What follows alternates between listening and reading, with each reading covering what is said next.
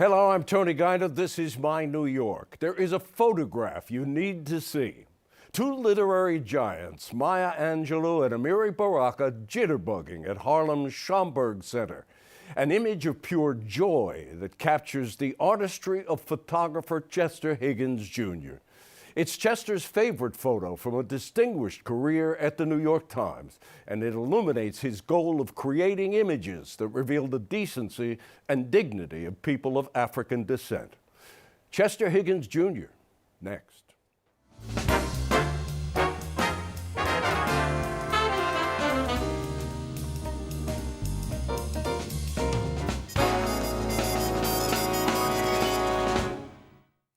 Chester Higgins, it is my honor to welcome you to this program. Good to see you. Thank you, Tony. It's good to see you, too. I want to tell the audience that Chester recently was given a Lifetime Achievement Award by the Silurians Press Club at a dinner here in the city. And at that dinner, a very powerful statement about Chester's work was made by Dean Baquet, the executive editor of the New York Times.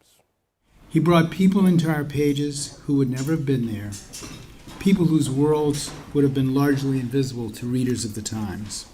In that way, he changed the institution and he changed journalism. Chester, an extraordinary achievement that you've accomplished and recognized by so many. It's magnificent. Thank you. Thank you. But it wasn't photography wasn't your first calling. Your first calling came at the rough little age of 9 at home in a scary incident. It wasn't a voluntary calling. No, not many are. Well, yes, I had this this apparition one night when I was 9 years old. Early in the middle of the morning, something made me wake up, and I saw this light on the wall across from me, and I'd never seen anything like this before. I'm a kid. I don't know what this means. Everything about the life, you imagine children are always discovering. They don't know what the world is about, and we don't know if this is normal or abnormal or what have you. And I'm looking at this, I'm sitting up looking at this, and I feel this energy in the room, but there's nothing ominous and threatening about it. So it could be something that happens to people at night, who knows? And then gradually in this circle of white light in the middle opens up, and there's this black man in cloth clothes, like, toga, standing there, and eyes in like a yoga meditative image of eyes closed and hands up, and then finally the eyes open, and then it starts moving towards me. And I feel a little uneasy, but maybe it's okay. But then I hear in my head, not in the air, the message that it says, "I come for you." And at that point, I figured this really cannot be good. I really freaked out, and I started screaming because I just felt that in my selfish hearts of hearts, I felt that I was really too young to die. I just got here. Yeah. So I'm a little upset now. And was it your great-grandfather interpreted this? My grandfather. Your grandfather. My grandfather and my grandmother, who was staying with us at the time, because his house had been burned down by the Klan, because he had been paying for poll taxes to get more blacks on the voting polls. I should tell the audience, just to put this in context, this is in a little rural village in Alabama. Southeast Alabama, where Georgia, Florida, and Alabama come together. Where Chester grew up, lives in Brooklyn now, and we're glad that happened. Thank you, thank you. So when people came in, we had a light that hung from the ceiling, and someone pulled on the light, and this light went away with the man in it. And I was and my mother was down holding my hands, and I just was still screaming because I wasn't quite sure then. I was feeling elevated and seeing her recede from me. And I wasn't quite sure if this is what happens in death, is that those who are living, this is how you're separated from them. And my grandfather interpreted it as a call to the ministry. And I guess he was right, because he gave me a Bible the next day and I started reading it. And I just sort of took the scripture, which I had never done before, like fish to water for years. And then for years I ministered and preached until I went to college at Tuskegee. Yeah. And it was there that you, I guess I could put it, you had as you say in your memoir, Echo of the Spirit, you became a different kind of evangelist eventually, and it sort of began in college when you discovered photography. Right. Well, I didn't know it. All these things, I'm just sort of following, where my head, so to speak, or following the Spirit. But when I went to college, I separated, I guess like a butterfly from a cocoon. I separated from being a minister.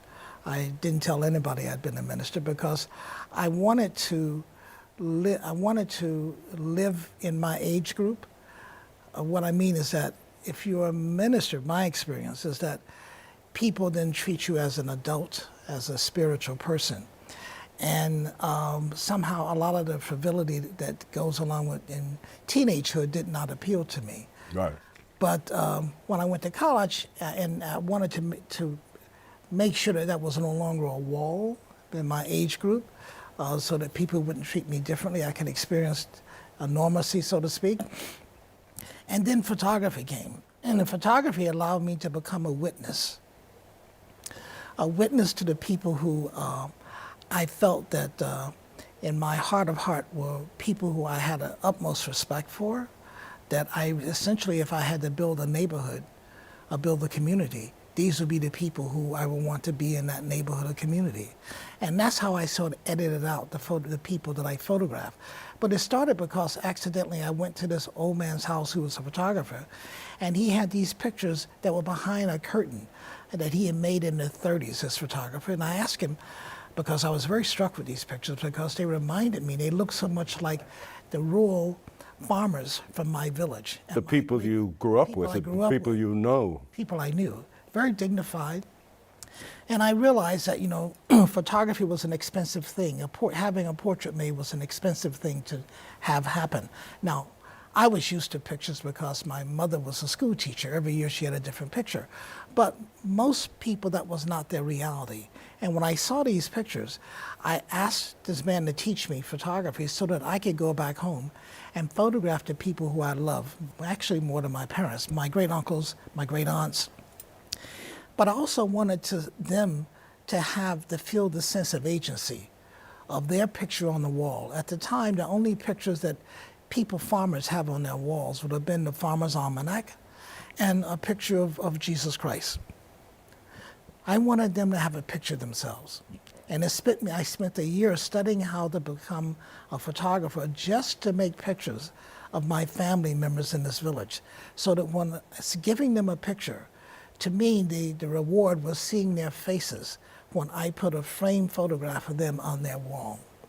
So I started to be a photographer because of the love for the people of my hometown, and become a witness to their existence and the effect, and also it's a way of paying homage to them for the effect that they had on my life and the effect that they had on other people in my community.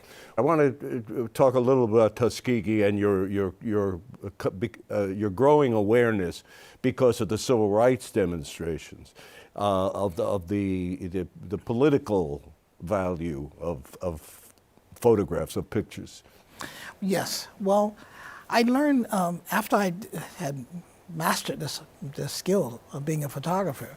Tuskegee, we had a very active student body, and we will sometimes go over to Montgomery to picket this governor named George Wallace at the state capitol. And when we come back, one day it struck me, the pictures in the newspaper and the pictures on television did not show us as American citizens petitioning the government for rights.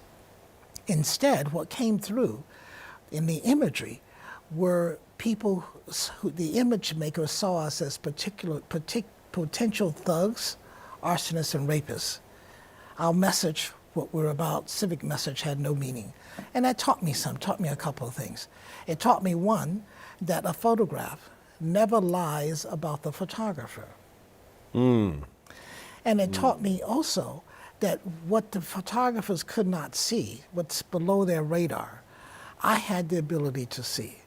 So then I had a choice. I could rail against the racist practices that are just inherent by socialization, or I can make the pictures that other people cannot see, and then try to use my business experience to sell those to national editors so that there was another view to be seen. I could not push their view aside, but all I wanted was to bring a different view on stage. And you did, as you went to an interview for a job at the New York Times, and told them essentially this message. Right. You know, the people in what Dean Baquet was referring to. You brought people to that. They hired you, of course, and you brought people to that paper who had never been in that paper before. Absolutely. Well, as I told Abe Rosenthal, who hired me, I says, look, my feeling is that in the media, there are three things that are missing when it comes to my people. And that's the issues of decency, dignity, and virtuous character. And he looks at me, he said, well, I think you'll fit right in. That's what I want to do. Yeah. That's what I want to bring to it. We should look at some of your photographs. And I have a long list here, but perhaps you just want to cite some of the things that were in the Times. I mean, you know, family strolling in Harlem, father swinging his son in a Brooklyn park. Let's talk about some of those photographs during your Times career. Well, I felt very blessed to be able to work at the Times because my message of trying to show visual normalcy about the lives of people other than the people who read the paper was my mission. That the Spirit had given me this opportunity to be to contribute professionally to journalism and to expand the understanding of what our neighbor's community looks like. And that everybody, we're all human and we all love our children. We all have relationships with our friends. We all have loss. We have joy. And to be able to see that is a normalcy that is given to us based upon our blood, not upon our skin, is something that I felt was my mission in my work at the Times. So yes, I was eager to do whatever the Times wanted me to do with their normal assignments, but I was also eager to interest the Times in other things that they would not have thought about that was under their radar. And then tried, trying to convince people on pictures is an impossible task.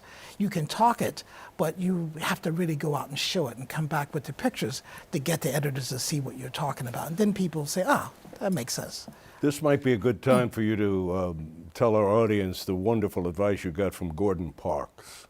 Well, I went to see Gordon, because you have to remember, unlike now, when I was starting out in 67, 68, 70s, there were no photography schools. There were painting schools, but no photography schools. So you had to learn by mentoring.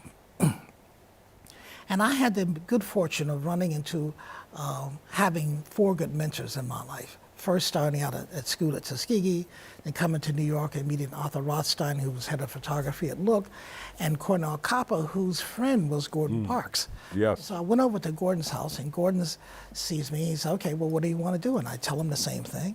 I had these 3 issues, and after changing these 3 issues, he says, okay, if that's how you feel, he says, there are 36 frames on a roll of film.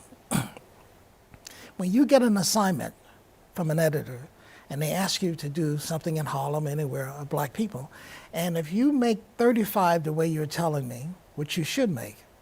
Showing the decency, the normality, right. the kind of people you know and understand. Showing their worth.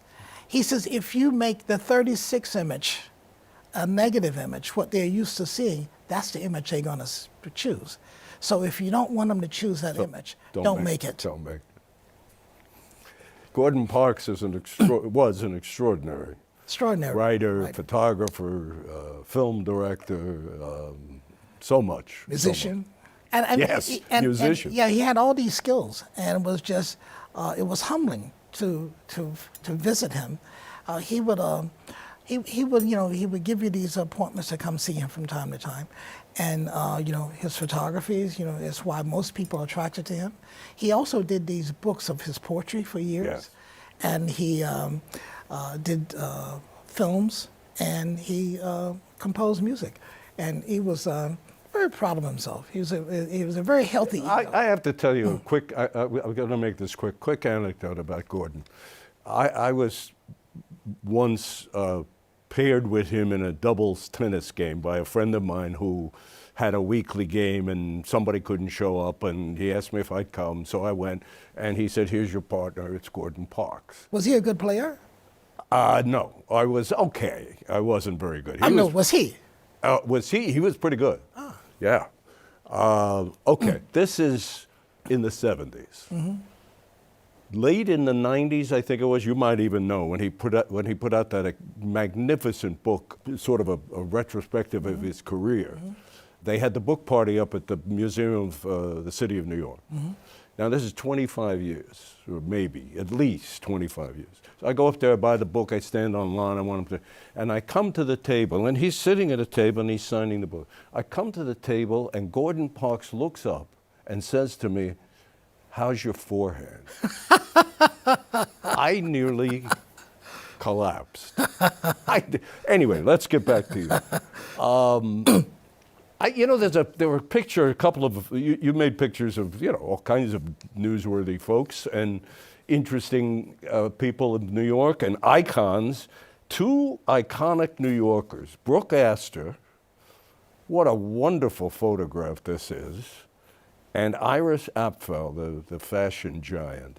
Talk about those two photos a little bit. Well, Brooke was interesting because, she had a very close relationship with this dog. Yes. You got a dog that growls at you. She loved this dog, and this dog, loved her, obviously. So, and then she had these dresses that were really very fashionable. Very, she was a very classy woman, and so I started making pictures of her, and she in one part of her house, her apartment up on Park Avenue, and then I ended up at the end making the picture of her with her dog in her lap in her bedroom with these four-posted and Iris and with Iris those glasses. Now, Iris is really a hoot, She looks like one. And she wanted to be. She said, "Well, I want to look young and sexy." she must have been 90, 85, and 90 at the time. I says, "Okay, we can do that." And he set up my lights, and then we'll put you on this couch, and you can stretch out on the couch, and So we worked it out, And she was, as a fashion person, she knew what she was after, and we did it.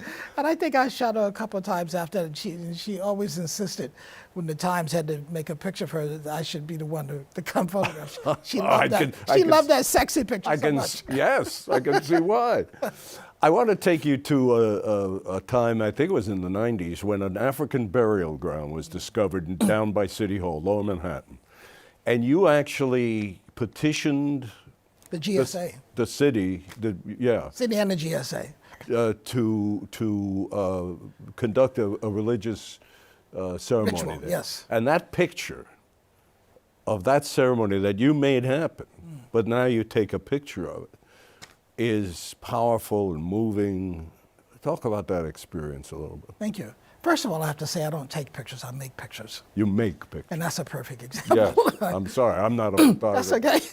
But, because I travel since 71 every year to Africa. Yeah.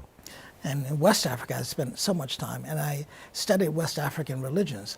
And when we started uncovering the burials in African burial ground, they came across two burials that were very significant. Most burials, the people's arms are down alongside them, but they came across two burials like this. And at first, they were confused about the significance of that. They thought maybe it was someone who was tied up with ropes and then, tortured to death. And I said, well, wow, this is incredible. What you have found shows that when this African person who came here and was enslaved, believed in the African religion of nature. Because if you ever go into a museum and you see Egyptian mummies or mummy cases, they're in this position. And that's the position of nullification of the positive and negative signs. Before you had the period when you would use a cross, you would salute the elders or the spiritual people that particular way. So over time, as they begin to remove all of these burials, I asked for permission to have a ceremony of people who believe here now in the diaspora, who believe in the ancient African religion of nature. And because we had Christians who would come by, we had Muslims who would come by and done services outside the perimeter of the work area. And I asked if I can bring these people inside the perimeter, and it just so happens that the permission did not come through until the last 2 or 3 burials were being moved out. And that's when I was able to bring this a priestess and this priest in to do a farewell ceremony before these bones were lifted out. And I thought that was just fitting to give homage to what these people actually believed in. You mentioned Africa. You've been there so many times. In fact, I think this year you were in Egypt for the 22nd or 23rd time. Yes. What is it you're photographing Chester's latest book, Sacred Nile, in color, first time, it has a lot of what you're doing but talk in general about what you've brought back from your years in. Well, it started with my mother. One day, as I was a child, going through her World Book encyclopedias and seeing these Egyptian figures, but my mother also was very proud of herself and very proud of her people. And I found out, and somehow that gave me a very positive disposition about learning more about Africa and about family history. But it turns out that my great-great-grandfather was a child who was captured in Senegambia. Really? And brought here as the British had outlawed slavery on the high seas. So he was a young man who was enslaved in Charleston as a rice farmer when the Civil War troops marched south and liberated his plantation. And him, like many other black men at the time, joined up with the federal troops as stevedores, which meant that they handled the wagons and the mules to carry all the heavy stuff. Some of those over time learned how to shoot and became infantry people, in which my great-great-grandfather was. And when the war ended, he was mustered out in one of the 2 coastal counties in Alabama. We have Mobile and Baldwin. In Baldwin County, Fairhope, and that's where he started his family. Now, I've always had this attraction about Africa, and I've always gone since my first trip because I feel like I'm learning my cousins. Growing up in this country, we as people of color have to learn everybody's history except ours. And our history that we get is so corrupted and so distorted that we don't get a history that makes us feel good about ourselves. So as my minor was in sociology, I realized that primary research had to be done, and that had to be done, if it was going to be done at all, by my own interrogating my own motives and my own questions. And that's what began back and forth to Africa, meeting my cousins essentially, photographing, being a witness to what the many different cousins who look like me, what they do, looking for the things that connect us. We have so little time, Chester, and I wish we had hours more. Maybe this is a good time to tell the audience your great uncle's advice to you when you were in.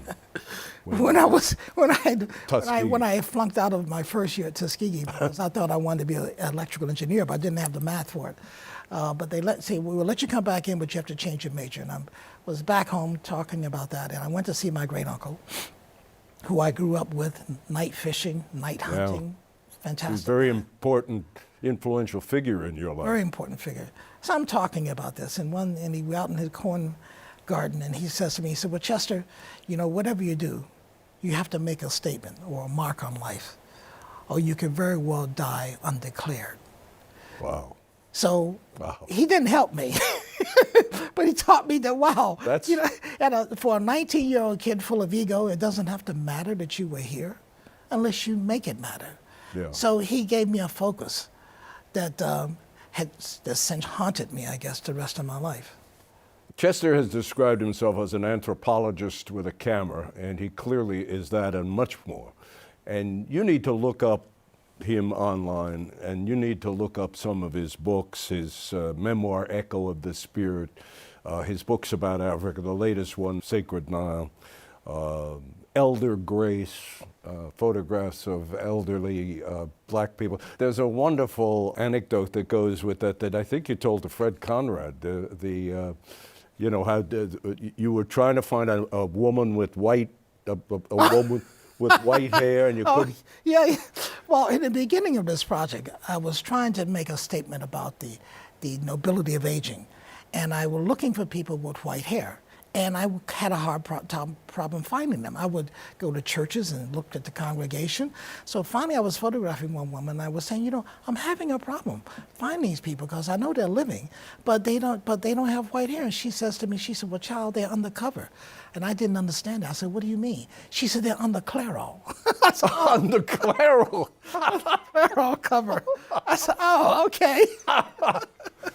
Chester Higgins, what a delight. An anthropologist with a camera. And it is my great joy to have you with us here today. Thank you. Thank you very much. Thank you. And thank you for watching. We'll see you next week.